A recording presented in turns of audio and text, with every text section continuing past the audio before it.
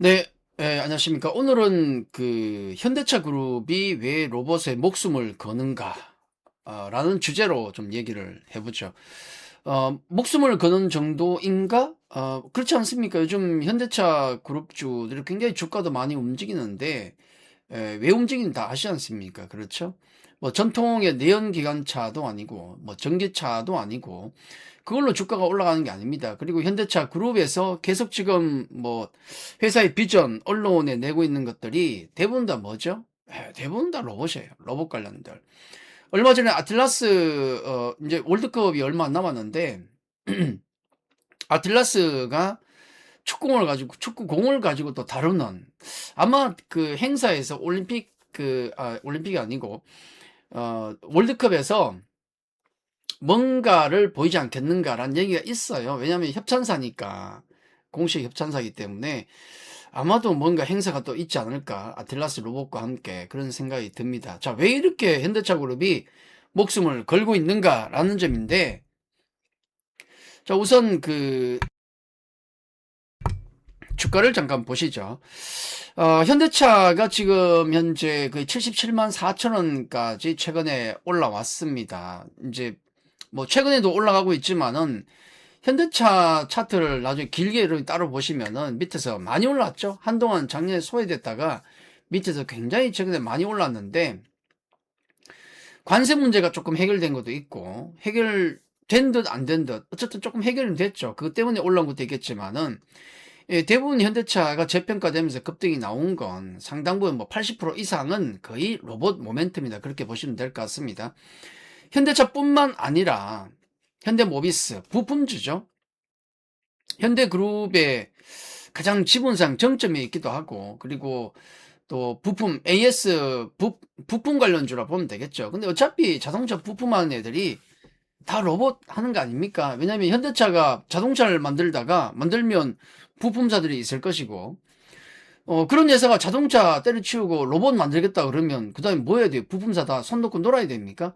아니죠. 부품사들이 다 로봇 부품을 대면 되는 거죠. 그렇게 바뀌어가는 거 아니겠습니까? 그래서 현대모비스 같은 경우도 최근에 로봇 관련주로서 굉장히 또 급등이 나오고 있다. 만년 저평가주였는데 최근에 뭐 날아가는 모습이 보이죠. 아마 만년 저평가주 상당수 종목 중에서 로봇 키워드, AI 키워드로 최근에 급등한 종목들이 굉장히 많습니다. 대형주가. 현대모비스도 그런 모습 보이고 있고, 거기다가 SI 업체죠. 현대 오토에버 같은 경우도 현대차그룹이 이제 로봇 관련 기업으로 변신할 때 소프트웨어적으로 가장 큰 기여를 할 것이다. 현대 오토에버 같은 경우가 하루에 날아가는 20%, 뭐 30% 이렇게 날아가는 모습을 또 최근에 계속 이어지고 있습니다. 물론 굉장히 좀 가파르게 올랐지만은 워낙에 뭐 로봇이나 AI 관련 그 모멘텀이 강력하기 때문에 다들 뭐 할 말을 못하고 따라가는 거죠. 자, 그런 모습 보여주고 있습니다. 자, 주가를 보시면 아시겠지만은 뭐 현대차그룹이 로봇의 목숨을 안 걸 수가 없겠죠. 이렇게 주가를 땡기는데, 그렇지 않습니까?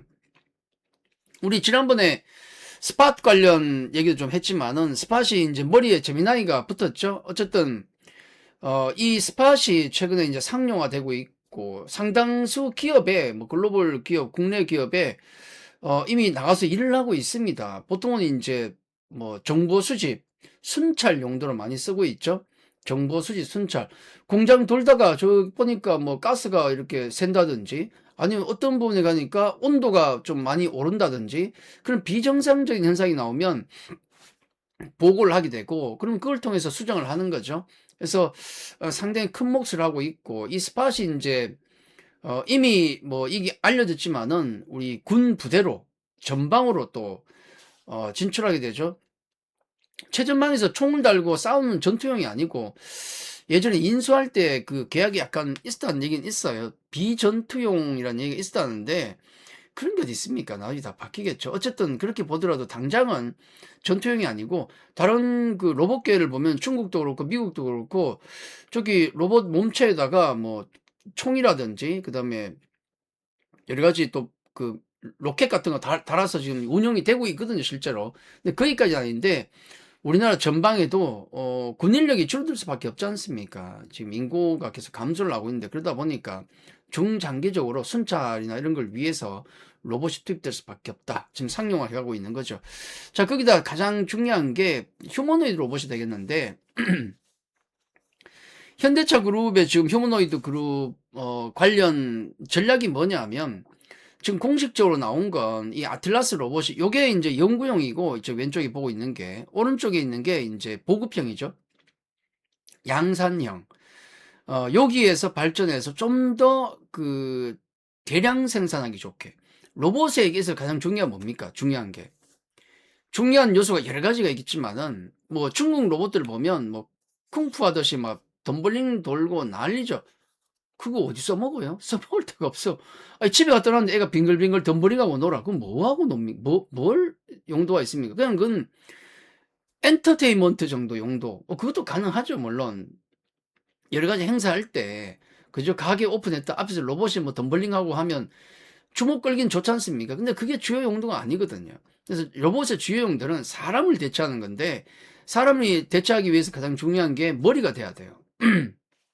AI, 머리가 중요하고, 그 다음 중요한 게 뭐냐면 손.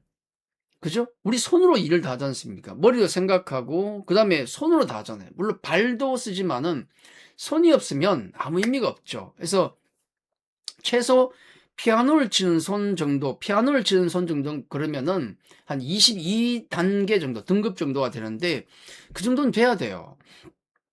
국내의 작은 기업들도 이제 20단계까지 올라오고 있더라는 거죠. 그래서 로봇 손이 굉장히 중요하죠. 로봇 손에 들어가는 게 다 작은 액추에이터지 않습니까? 이 액추에이터가 각 관절에도 다 들어가요. 이게 이제 머리, 그 다음에 손을 비롯한 액추에이터, 그 다음 뭐겠습니까?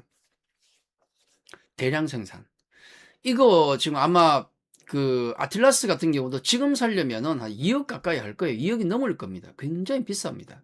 근데 이게 대량 생산 체제 들어가면 떨어지는 거죠. 1억, 뭐 5천만 원, 뭐 더 떨어뜨리면 3천까지 떨어질 수 있을까? 모르겠습니다. 그래서 대량 생산이 안 된다 그러면 의미가 없는 거예요. 그러니까 각 부품이나 모듈들이 AS되기 쉽게, 그리고 조립되기 쉽게 딱 모듈화돼서 딱 대량 생산 체제가 돼야 된다는 거죠. 양산체가 갖춰줘야 된다. 머리, 액추에이터, 손, 그 다음에 나중에 이제 대량 양산 체제 또 하나 넣는다면 배터리. 배터리도 대단히 중요하죠.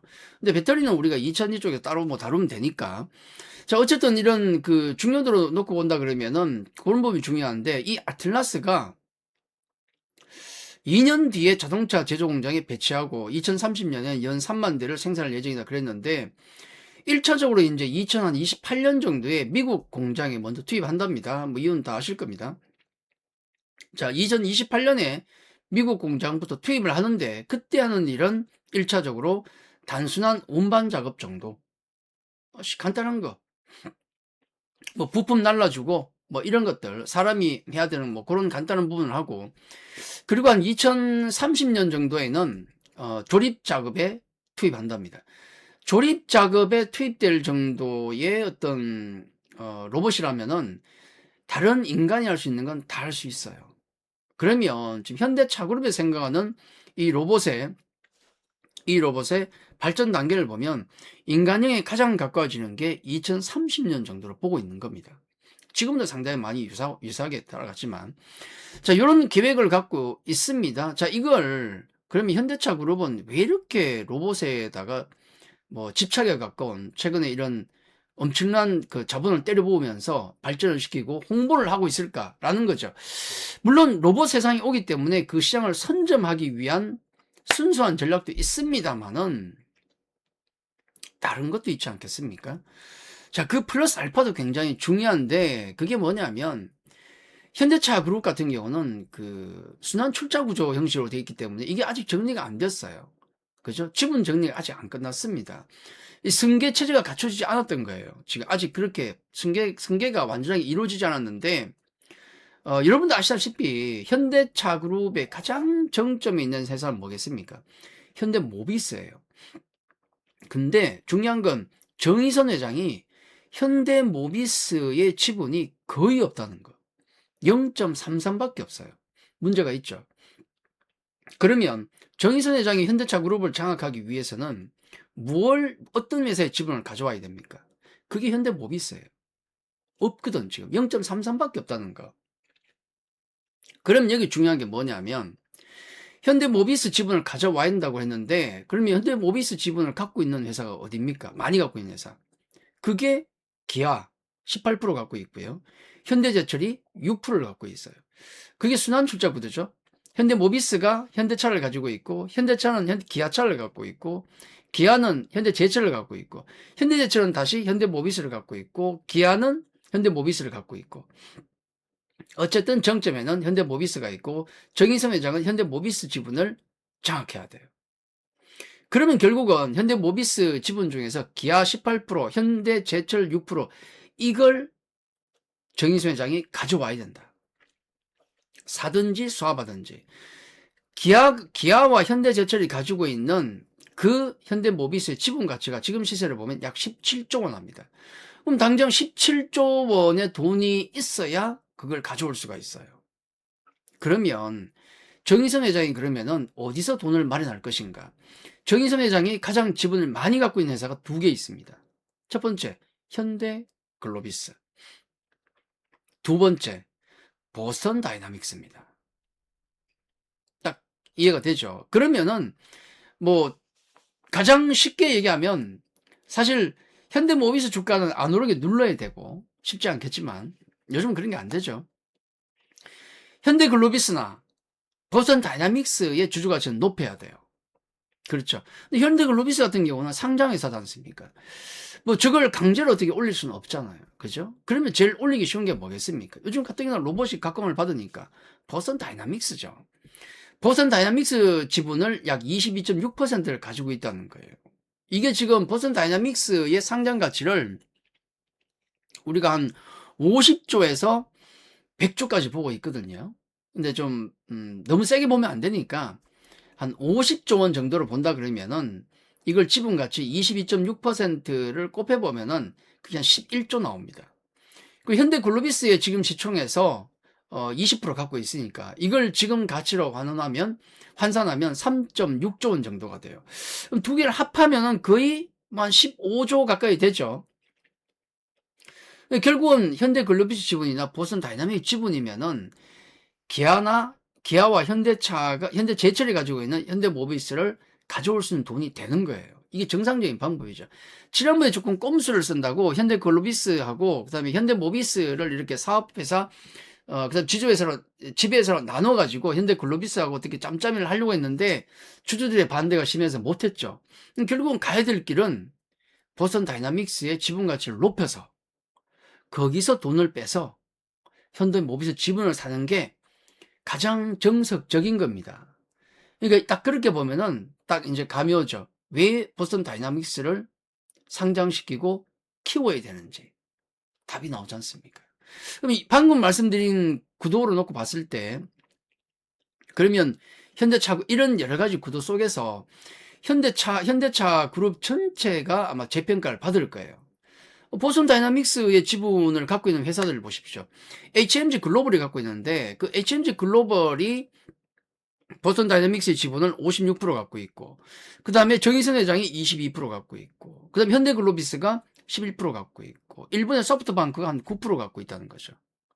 그럼 HMG 글로벌이라는 회사의 지분을 또 누가 갖고 있냐면 현대차, 기아, 현대모비스 갖고 있어요. 이걸 환산하면 보스턴 다이나믹스의 지분을 가장 많이 갖고 있는 게 누구냐면 일단 정의선 회장. 정의선 회장은 여러분이 살 수 없지 않습니까? 상장되어 있는 게 아니지 않습니까? 사람이니까. 두 번째로 그러면 보스턴 다이나믹스를 계산상 가장 많이 들고 있는 것은 HMG 글로벌을 49.5% 갖고 있는 현대차다. 현대차가 27.9%입니다. 보스턴 다이나믹스를 가장 많이 들고 있어요. 1순위가 되겠네요. 자, 그리고 두 번째 생각해 보면 그룹 정점에 있는 회사가 어디입니까? 정의선 회장이 사야 되는 회사. 현대모비스. 그렇죠. 그렇게 되는 겁니다. 가장 정점에 있는 회사 현대모비스. 그리고 계산상 보스턴 다이나믹스를 가장 많이 들고 있는 회사가 현대차. 요 두 개가 넘버 1, 2 타겟이 될 수가 있겠죠? 근데 사실은 그렇게 말씀드렸지만은 그룹 전체가 그를 통해 다 엮여 있기 때문에 같이 재평가가 되고 있는 것도 우리가 감안해야 된다. 그리고 아직은 상장이 안 됐지만은 상장을 할 계획이지만은 상장이 되는 시점 근처 가면 수급 구도가 달라질 수 있어요. 그건 그때의 문제고 지금 당장은 타겟 1번, 2번이 가장 목표가 되는 것, 가장 보선 타임의 지분을 많이 갖고 있는 회사. 그쪽에 여러분들이 좀 집중하는 게 좋지 않을까. 그렇게 한번 설명을 드리죠. 자, 왜 현대차 그룹이 로봇에 이렇게 미친 또 열광을, 미친 집착을 하고 있을까? 왜 이렇게 미쳐 있을까라는 게 이렇게 설명이 됩니다. 그건 뭐 산업 전체 로봇 시장을 또 우위를 점하기 위한 것도 있겠지만은 지분 구조상 승계 작업의 일환으로서 그렇게 갈 수밖에 없다라는 말씀까지 오늘 드리도록 하겠습니다. 자, 오늘 여기까지입니다. 오늘 내용이 여러분 투자에 도움이 되셨다면 구독, 좋아요, 알림 설정까지 해주시면 감사하겠습니다. 자, 오늘 여기까지입니다. 감사합니다.